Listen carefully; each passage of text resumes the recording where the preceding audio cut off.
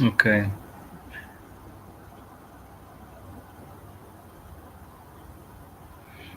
What I'm going to speak about now, I'm considering now for about 3 years.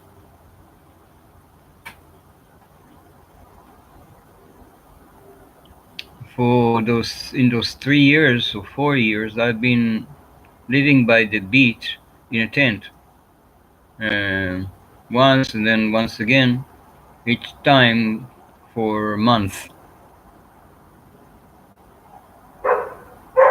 In one of these cases, I was alone on the beach most of the time, though I was pretty organized. I had my solar panel and my plasma devices with me, and I was also protecting the tent from the wind, which was a study of the wind, which is another study by itself, a very interesting one.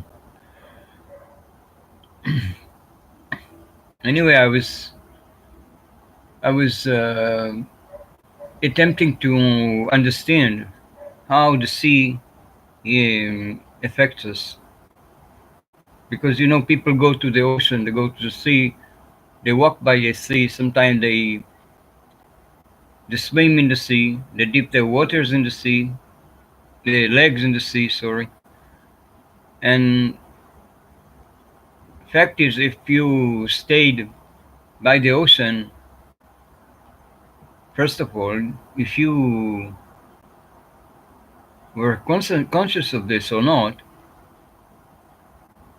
and if you walked by the beach and stayed in one place for a while, say you were keeping 3 feet away from the water, you will see that for a weird reason, the water would, in a minute or two, will cover your feet. You think this is crazy, but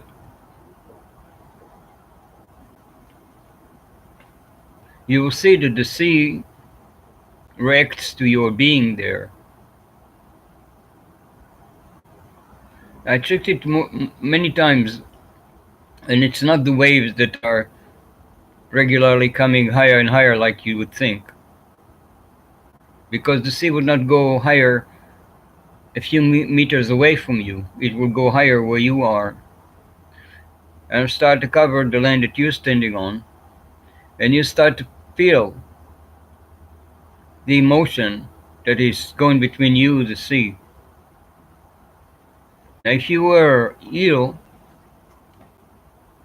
if you felt depressed, if you had thoughts on your mind that you wanted to release, you went into the water and you dipped your body well into the water for a few minutes.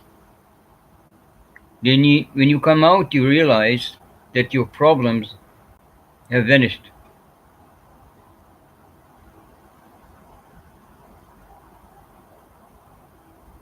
I've tried it many times. You can try too and see what your impression of this is. But my conclusion was that the sea interacts with our minds, it interacts with our emotions, and it interacts in a positive way with our well being.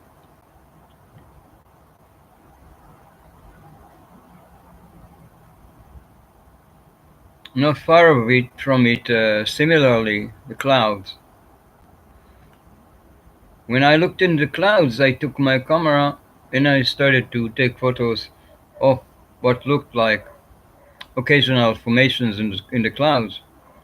And the more I looked at them, the more they start to make sense for me. Because I'm a painter, it's easy for me to interpret shapes, abstract shapes, would easily look to me like figures of humans or whatever, animals, landscape, a movement, something that is happening, and would provoke in me the emotions of something else entirely that is perhaps something that happens somewhere in the world, or something that is happening with me. And the more I was concentrating on the clouds, especially when I took the camera and I was shooting pictures, it's like I created reflections of what the cloud formation looked like. And I was looking at the picture that I was taking, and then at the clouds again, and the clouds reshaped. And I noticed that the figures that I isn't seen in the clouds before, now they reshaped, and there is in fact a script, a scenario that is playing out in front of my eyes.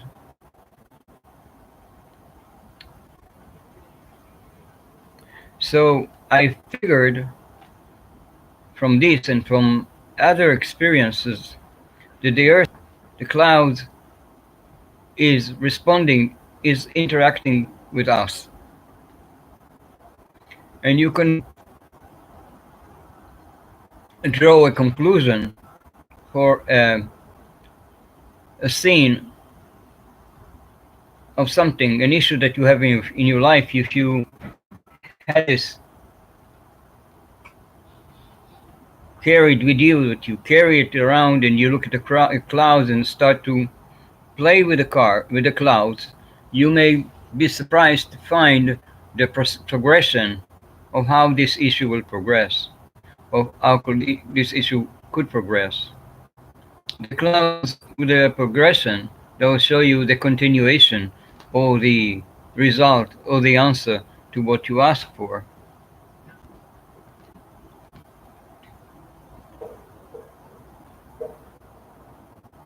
In 2012, I lived in Los Angeles, and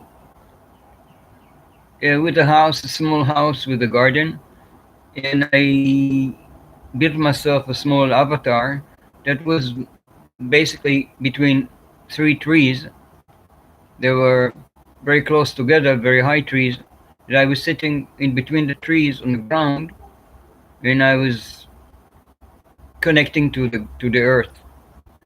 I did something that I called at the time the four direction, I think, the four winds meditation. And I was turning around. I started the meditation looking, I think, east, then north, then south, and west. And I got into it. I had names for each direction, and I was following like an order in the meditation. Anyway, eventually, one day, I had a vision, a high dimensional vision of a huge wave of water that is coming and covering the whole place. It was like 300, 400 feet high wave of water, and I was watching the water as they were coming. I know many other people have experienced this, have seen it in this or another. Anyway, that time I asked the earth. That is, I felt comfortable enough to ask, and I dared to ask her, how could she allow that the destruction of a whole society? To which, to my surprise, she answered, and it's the first time that I heard the mind speak. And her answer was surprising. For first of all, when she addressed me, she didn't address me as a person, as a particular person, but she addressed the whole humankind. And she looked at me, through me, and she looked at me and saw in me the whole humankind. And I was turning around and looked who is behind me, which was none. So she was talking to me, and what she said was surprising as well. She said,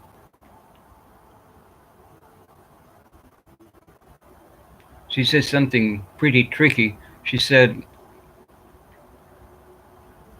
that you behave in such recklessness and allow so many to die in a natural disaster, what we call, is what I learned of you.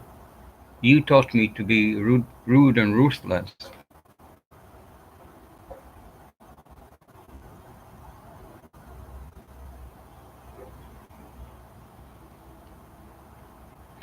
Yeah, so this was my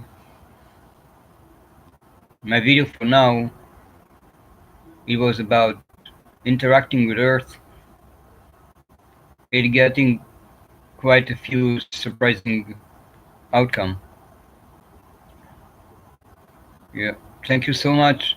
I'm Joseph Tani or Yosan, if you like. Thank you for watching.